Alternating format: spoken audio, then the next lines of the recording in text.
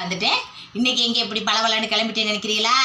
எங்கள் ராம்நாட்டில் எங்கள் வீட்டுக்காரோட சித்தி பொண்ணு, அதாவது எங்கள் வீட்டுக்காருக்கு தங்கச்சி, அதாவது சின்ன மாமாக இருக்குது. அது பொண்ணு வந்து இன்னைக்கு நேற்று காலையில் இன்னைக்கு காலையில் சடங்காயிடுச்சான்.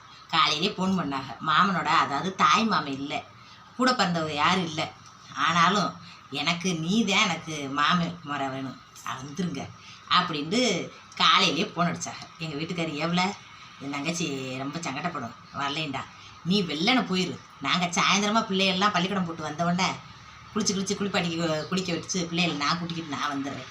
நீ வெள்ளனை வாங்க வேண்டிய சாமானை வாங்கிக்கிட்டு நேரம் என் தங்கச்சி வீட்டுக்கு போ, ஏன்னா போனத்தே அதுக்கு கொஞ்சம் நல்லா தெரியும், ஒத்தாசைக்கு ஆள்றது அப்படின்ட்டு காலையிலே எங்கள் வீட்டுக்காரு கையில் காசை எண்ணி கொடுத்துக்கிட்டு கிளம்பிட்டார். இன்றைக்கி தான் முறையாக தனியாக போகிறேன் பார்த்துக்கங்க. என்ன பையன் நம்மளுக்கு எல்லாருக்கும் தைரியம் சொல்கிறேன்னா பயப்படலாமா?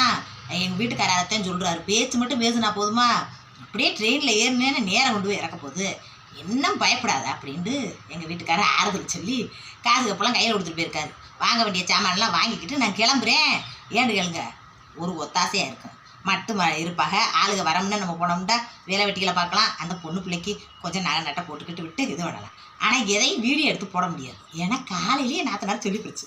எப்படின்டா ஏத்த கோச்சுக்கிறாதத்த என்னன்னு நினச்சிக்கிறாதத்த, வயசுக்கு வந்து பிள்ளைய இப்படி வீடியோவில் ஓடுறான்னு 4 பேர் பேசுவாங்க, சும்மாவே வாய் மெல்லுவாங்க. நம்ம சாதிச்சணும், அதில் மட்டும் அரிசி அள்ளி போட்டால் எம்பிட்டு மெல்லுவாங்க, அதனால வேணாம்த்தா அதை மட்டும் செய்ய வேணாம் அப்படின்னு எங்கள் நாத்தனார் எடுக்கிட்டாங்க.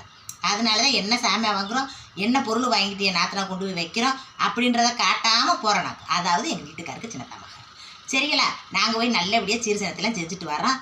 நல்லபடியாக எனக்கு லைக்கை பண்ணுங்க, ஏன்னு கேளுங்க ஒரு மனுஷன் இதை செய்யக்கூடாதுன்னு சொன்னதுக்கப்புறம் செய்யக்கூடாது.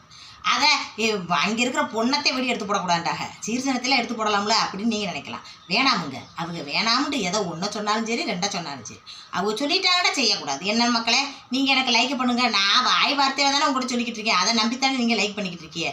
எல்லாம் நம்பிக்கை தான் வாழ்க்கை, எல்லாம் உண்மை தான் நடக்கிறத நான் உங்கள்கிட்ட சொல்லிட்டு போகிறேன். என்ன நீங்கள் லைக் பண்ணுங்கள் மக்களே, நான் போயிட்டு வரேன். என் நாத்தனார் வீட்டில் போய் பொண்ணுக்கு நல்லபடியாக நல்ல சிரிஞ்சிறப்புமா நல்ல செல்வ சௌவாக்கியத்தோடு இருக்கணும்ட்டு தண்ணியை ஊற்றி வச்சுட்டு நைட்டுக்கு சடங்கு போயிட்டு வரட்டுமா? லைக் பண்ணுங்க.